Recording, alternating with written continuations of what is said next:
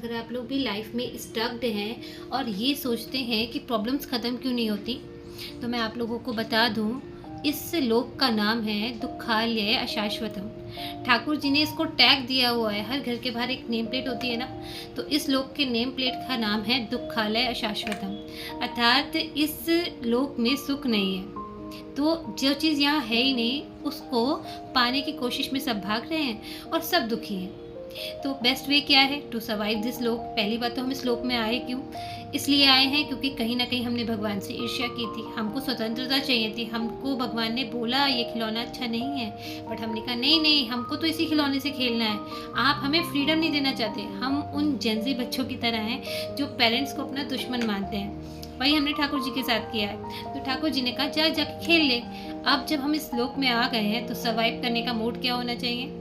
ठीक है, हमसे गलती हो गई, हम अपने पेरेंट्स से दूर आ गए, एक ऐसे लोक में फंस गए जहाँ पर सिर्फ दुख ही दुख है और हम सुख के पीछे भाग रहे हैं। तो यहाँ पर भी एक सुख अवश्य है। वो सुख क्या है?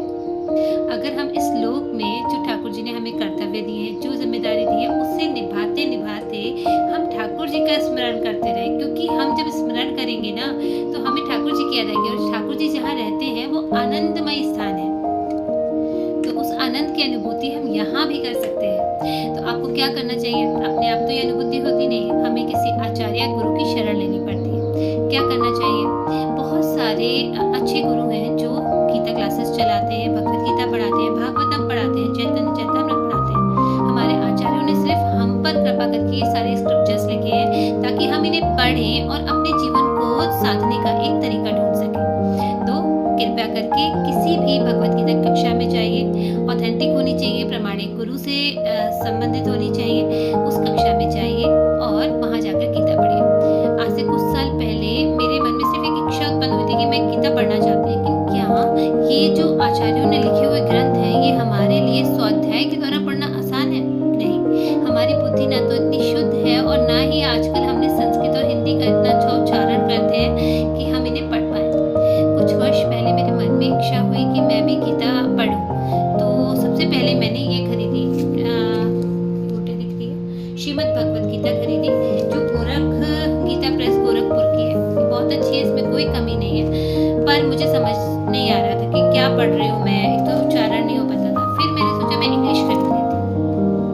तो मैंने ये इंग्लिश की यथारूप खरीदी एज इट इज, जो श्रील प्रभुपाद जी ने लिखी। इसमें बहुत डिटेलिंग में सब कुछ लिखा है कि अक्षर का शब्द का मतलब है।